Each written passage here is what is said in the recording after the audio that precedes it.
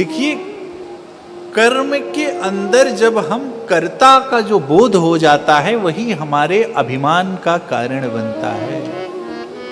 कर्म के अंदर जो कर्ता का बोध हो जाता है कि ये कर्ता हम हैं, बस वहीं पर बीज उपजने लगता है।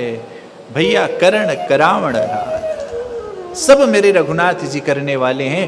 कर्तृत्व का बोध नहीं होना चाहिए। और जब हमारे अंदर उस कर्तृत्व का अहम आ जाता है तो बस हमारे विनाश का कारण वही बन जाता है। और वही काम और वही निष्काम कर्म होता है।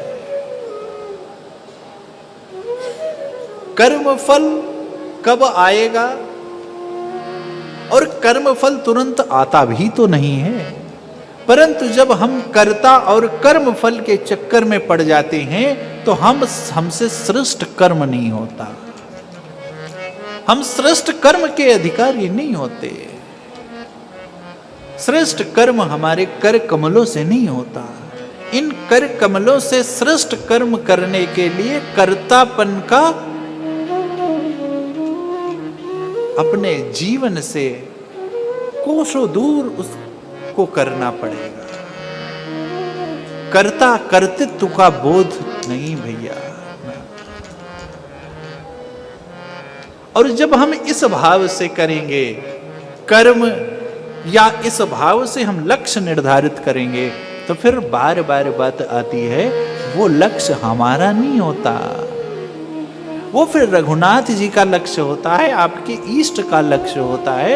और आपका इष्ट ही उस लक्ष्य को प्राप्त कराने के लिए सहायक ही नहीं, उस इष्ट की का कहें, अरे भगवान प्रेम के बस अर्जुन रथ हाके, प्रेम के बस अर्जुन रथ हाके, अरे भूल गयो ठकुराई, हरे रामा भूल गयो ठकुराई, हरे राम राम राम राम राम हरे।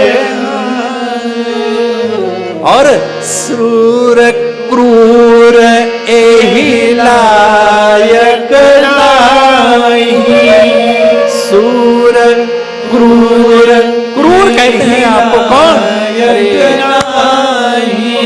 कहाँ लगी करो बड़ाई, हरे रामा, अरे कहाँ लगी करो बड़ाई, सूर क्रूर एहि लायक नाहि, कहाँ लगी करो बड़ाई, कहाँ लगी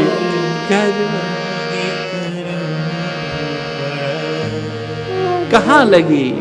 सूर अपने को क्रूर कहते हैं, सूर अपने को क्रूर करते हैं, तुलसी अपने को नीच से नीच कहते हैं। कितनी बार कहा है। जब वो ऐसा कहते हैं तो हम आप किसके लायक हैं? मौसम दीन न दीन हित, और प्रभु तुम समान रघुवीर, अस विचार रघुवंश हरहु विषम नाथ, जहि विधि होय नाथ हिति मोरा, करहु सुबेरी, करहु सुबेरी, अरे प्रभु दास मैं तोरा, करहु सुबेरी, दास मैं ऐसा है मेरे रघुनाथ जी का चरित्र।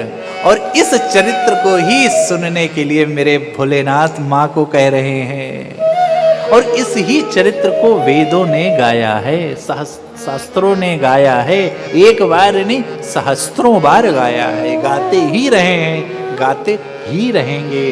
क्यों? क्योंकि मेरे राम का चरित्र श्रेष्ठ इसलिए है क्योंकि मेरे राम अपने लिए नहीं, समाज के लिए जिए, समाज के उत्थान के लिए जिए, समाज के कल्याण के लिए जिए, एक नारी के सम्मान के लिए जिए, एक मित्र की मित्रता के लिए जिए, एक भक्त की भक्त वत्सलता के लिए जिए, एक सेवक और स्वामी के संबंध की स्थापना के लिए जिए। मेरे राम कोई साधारण, अरे शरीर, भौतिक शरीर में भी मेरे राम के जैसा कोई जी करके देखे, मैं कहता हूं राम के समान हो जाएगा वो। राम के जैसा जी करके तो देखो। राम को तर्क में जब बांधना चाहते हो तो बांधो, परंतु मेरे रघुनाथ जी के चरित्र को देख करके एक बार उनके चरित्र के जैसा चरित्र छोड़ो, उनके चरित्र के 10% एक अंश भी जी करके देखो। मैं कहता हूं आपको समाज राम राम कहने लगेगा। जिसके चरित्र को गाने वाला पूजनीय हो जाता है तो आप सोचिए उसके चरित्र में कितना और कितना गुण होगा। उसके चरित्र को सहस्त्रों मुख भी वर्णित नहीं कर सकते, को कोई सके, कोई नहीं कह सकता। ये तो बस हम आप गाते हैं बस अपने मत के अनुसार। आगे बाबा ये भी कहते हैं, इसलिए बाबा कहते हैं कि मां भगवान के चरित्र को गाना चाहिए, मेरे भगवान के चरित्र को गाना सुनना चाहिए। और मेरे भगवान का चरित्र देखिए, मैं बताया कि श्रेष्ठ का जीवन सिर्फ इसलिए नहीं है कि आपके जीवन में यदि आप व्यापारी हैं तो आपका जीवन सिर्फ पैसा कमाने के लिए नहीं हुआ है कि बस धनार्जन के लिए नहीं। आप उस धनार्जन के माध्यम से कितने लोगों को रोजगार दे सकते हैं, आप उस धन से कितने लोगों का कल्याण कर सकते हैं बिना किसके अपेक्षा के। हम तो कहते हैं इसके आगे भी धाम की है, प्रणाम है, पुण्य और पाप के इस व्यापार से भी श्रेष्ठ को बचना चाहिए। पुण्य और पाप के व्यापार से बचना चाहिए क्योंकि ये आपको कष्टकारी होगा। परंतु पुण्य वर्धन के लिए जो जो शास्त्र नियम कहते हैं उसका निरंतर सेवन करना ही चाहिए। तभी आपके जीवन में कथा प्रारंभ हुई थी, सद्विचार सद्गुण आएगा, तभी आप धर्म के रास्ते पर जाएंगे। क्यों? क्योंकि तब जैसे जिस प्रकार आप जहां आपका घर होगा, जिस रास्ते से आप परिचित होंगे उस रास्ते पर बेखट आप दौड़ेंगे, और जिस रास्ते से आप परिचित नहीं होंगे उस रास्ते पर आप संभल कर जाएंगे या भूल जाएंगे, या अनेकों प्रकार हैं। इसलिए हमारा सहज स्वभाव क्या है? मनुष्य का सहज स्वभाव कुछ और नहीं है, मनुष्य का सहज स्वभाव मानवता है। और मानवता क्या है? मानवता की रक्षा के लिए मेरे राम आए हैं। तो उस मानवता की रक्षा कब होगी? जब हम धर्म के रास्ते पर होंगे। बड़ा सीधा सा सिद्धांत है ये सब। और धर्म के रास्ते पर हम कब होंगे? जब हम सत्संग और श्रेष्ठ और धाम का वास करेंगे, धाम वास करेंगे, श्रेष्ठ का संग करेंगे, महापुरुषों का संग करेंगे। और ग्रंथों में क्या करेंगे? ग्रंथ दर्शन तो करें, अच्छा है, दर्शन का लाभ है, परंतु ग्रंथों का अध्ययन भी थोड़ा थोड़ा करेंगे। और उस अध्ययन के बाद क्या करेंगे? उस अध्ययन के बाद उसका चिंतन भी करेंगे। और भैया उस चिंतन के बाद क्या करेंगे? उस चिंतन के बाद हम अपने जीवन में उसको उतारने का प्रयास करेंगे। और यही आध्यात्मिकता और अध्यात्म की सीधी सीधी परिभाषा है। बड़ी लंबी चौड़ी परिभाषा नहीं अध्यात्म की। बाबा मानस में आते हैं, बाबा ने भगवान के एक अवतार का कारण नहीं कहा, अनेकों अवतार हैं, एक कारण नहीं कहा जा सकता। मनु शत्रुपा जी का तप भी कहा जा सकता है, भानु प्रताप और रावण का उद्धार भी कहा जा सकता है, और कहें तो विप्रधेन सुर संत हित, विप्र सुर संत सबकी सेवा भी कहा जा सकता है, या सबकी रक्षा कह सकते हैं आप, कहा जा सकता है। और सबसे अंत में अनेकों प्रकार हैं, ये तो सिर्फ कुछ कुछ चिंतन के सत्र हैं, और अंत में कोई और नहीं, माँ विराजमान स्वयं मेरी माँ जानकी के प्रेम में प्रभु प्रकट हो गए, माँ जानकी की प्रार्थना में प्रभु प्रकट हो गए। विष्णु भगवान के 10 अवतार हैं, भगवान के 24 अवतार हैं, 23 प्रकट हैं, एक कल्कि भगवान का अवतार प्रकट होना है। और पूर्ण अवतार शास्त्र के अनुसार, मैं बार बार शास्त्र इसलिए कह रहा हूं कि आप इसमें मत उलझिए, क्योंकि आज आधा समाज सिर्फ इसी में उलझा है कि ये कौन तो वो कौन तो ये कौन। अरे भैया कुछ तो भजो, ये कौन वो कौन के तर्क में क्यों पड़ते हो भैया? क्योंकि राम अतर्क बुद्धिमान भाने, राम अतर्क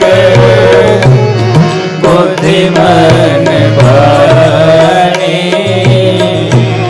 मत हमार यस सुनहु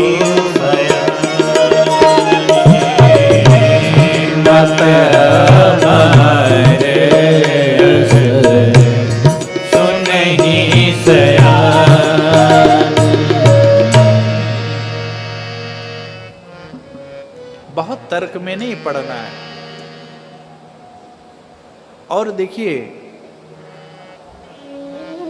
चाहे राम जी हो चाहे कृष्ण जी हो, उनके जीवन का एक ही और एक ही उद्देश्य है, क्या कि किस प्रकार से मानवता के साथ साथ प्रत्येक प्राणी सुखी रहे।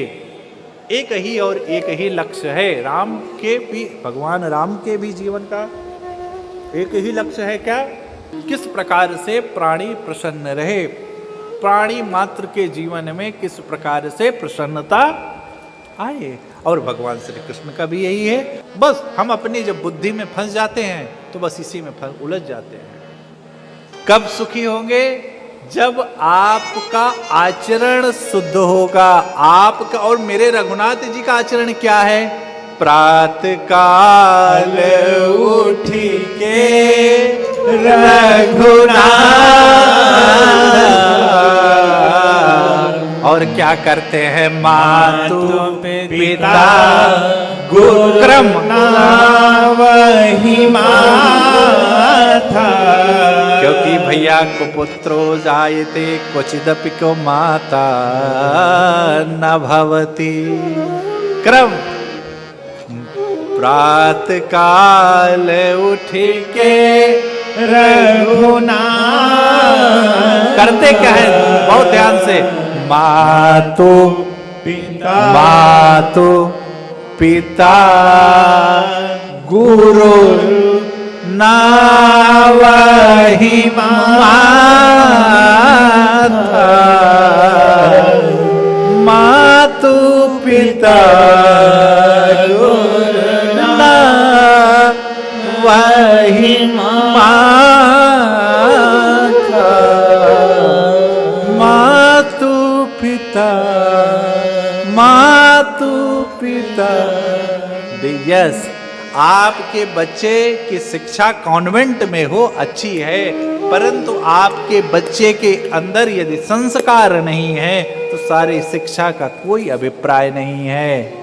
फिर सिर धुंधुन काल ही कर्म ही मिथ्या दोष लगाए। सिर धुंधुन पछताने की स्थिति में क्यों हो जाते हैं? क्यों? क्योंकि शिक्षा संस्कार युक्त नहीं रह गई अब। और शिक्षा संस्कार क्यों? क्योंकि शिक्षा की सबसे पहले कौन शिक्षा गुरु है? तो सबसे पहले शिक्षा जीवन गुरु कोई और नहीं है, वही आपकी माँ है। माँ इस जगत में भैया माँ कुपुत्रो जायते कुछ दपि को माता न भवती।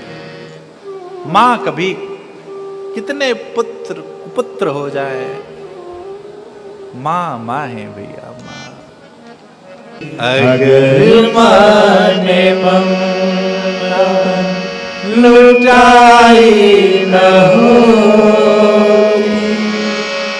तो ममता मई माँ कहाई न हो, तो ममता मई माँ कहाई न हो। त्वमेव माता च पिता तुम्हें, फिर पिता और फिर गुरु। ऐसे गुणवान से लाभ क्या प्राप्त होता है? तो अल्पकाल विद्या सब आई, अल्पकाल विद्या अरे सब आई। ऐसे संस्कारवान पुत्र को बहुत कॉन्वेंट और बहुत महंगे स्कूल में पढ़ाने की आवश्यकता नहीं होती, बहुत कटु है, परंतु हम अपनी माँ की सेवा करेंगे तब हमारा बेटा हमारी सेवा करेगा, हम अपने पिता की सेवा करेंगे तब हमारा बच्चा हमारी सेवा करेगा, हम अपने भाई किससे प्रीति करेंगे तब। अरे क्या राम मोरा गईले भरजी, राम मोरा गईले बनवा हो, नहीं सुहावे भवनवा। राम मोरा गईले बनवा हो, नहीं सुहावे भवनवा। बजर के छतिया बनवली माई के, बजर के छतिया बनवली माई के। अरे मेरे राम जी को बनवा पठौली माई के। कैसे कियो कैसे के रही हैं परनवा हो, अरे नहीं सुहावे भवन। वाह मेरे भरजी राम जी गईले बनवा हो, नहीं सुहावे भवनवा। जुग जप राम राम जप जी। हमारे जीवन में राम कहाँ से आएंगे? हमारे जीवन में राम का आचरण कहाँ से उतरेगा? जब हम अपने भाई के साथ ही कोर्ट कचहरी में मुलाकात करेंगे तो। संस्कार घर से होता है। अरे और तो और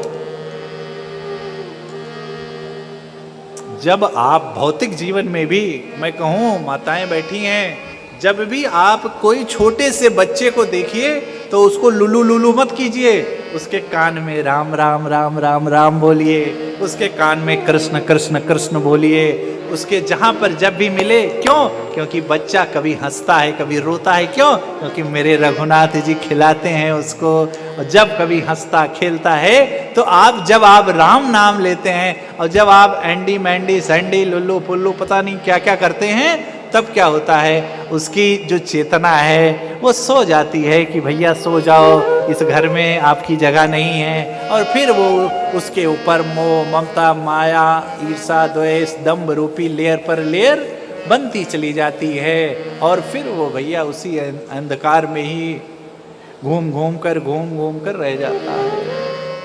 क्योंकि ये सब आएगा कहाँ से? देखिए भाई, सारे मर्ज की एक और एक ही दवा है, उसका नाम है सत्संग। सारे मर्जों की एक ही दवा है, सत्संग। क्यों? सत्संग में जाइए। इसीलिए बाबा चिता देते हैं पूर्व में कि मां बहुत ध्यान लगा करके सुनिएगा आप। क्यों? क्योंकि ध्यान लगाकर आपने नहीं सुना था तो आपको भ्रम हो गया और सारी लीला। और इस बार मां जो ये हरि चरित्र में कहने जा रहा हूं, इसको बहुत ध्यान लगा करके आप सुनिएगा, बहुत मन चित्त लगा करके, एकाग्र हो करके। आप भी जब भी सत्संग में जाइए कहीं पर भी, तो व्यर्थ की चर्चा कम से कम सत्संग हॉल में ना कीजिए। कम से कम 1 घंटा, आधा घंटा, 5 मिनट, 10 मिनट, अरे बाहर तो फिर जाकर के बात कर लीजिएगा। सत्संग में जाइए या और कहीं भी जाइए, श्रेष्ठ के संग में जाइए तो थोड़ी देर बैठ के सुनिए। बहुत तर्क वितर्क मत कीजिए बहुत। और श्रेष्ठ से पूछते भी क्या है, बच्चा नहीं हो रहा है, पैसा। अरे यार, बच्चा बीबी पैसा ये तो जब प्रारब्ध में होगा तो मिलेगा, नहीं प्रारब्ध में होगा तो कितना भी कर लेंगे, नहीं प्राप्त होने वाला है। आप श्रेष्ठ पूछिए कि भैया हमारे राम जी का स्वभाव क्या है, हम रघुनाथ जी की भक्ति कैसे करेंगे, हमारे जीवन में भक्ति कैसे उतरे, हम कैसे सदाचारी हों, हमारे जीवन में सद्गुण कैसे आए। और कुछ ना करिए तो आप चुपचाप, जिस प्रकार आप मैग्नेटिक फील्ड आप जानते होंगे, उसमें चुम्बक को लोहे के पास रखिए, अपने आप खींच लेता है। उसी प्रकार आप श्रेष्ठ के सानिध्य में जाएंगे। आप धाम में यहाँ पर आए हैं, आप जब भी सुबह शाम सरजू स्नान कीजिए, दर्शन कीजिए, पूजन कीजिए, कथा चल रही हैं, कथा की श्रवण कीजिए। और उस श्रवण को रात में व्यर्थ फोन पर बात कर कर अच्छा क्या हो रहा है वहाँ, ये सब मत गंवाइए। जितने दिन आए हैं उस चिंतन कीजिए, मनन कीजिए, उतारिए। क्यों? देखिए, ईश्वर से हम तर्क में जब भी जाते हैं, हमारे हाथ लगती है क्या? तो हमारे हाथ लगता है निराशा। हम भगवान से जब तर्क करेंगे, कुछ भी करेंगे, तो हमारे हाथ में कुछ नहीं आएगा।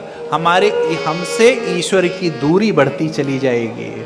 और आपकी जब भगवान से दूरी बढ़ जाएगी तो आपके हाथ में आएगी उदासता, आपके हाथ में आएगी निराशता। जब आप एकांत होइए। अरे एकांत की तो ये दशा है कि हम स्वप्न में भी एकांत नहीं हो पाते। अनचाहे स्वप्न भी हमें परेशान करते हैं।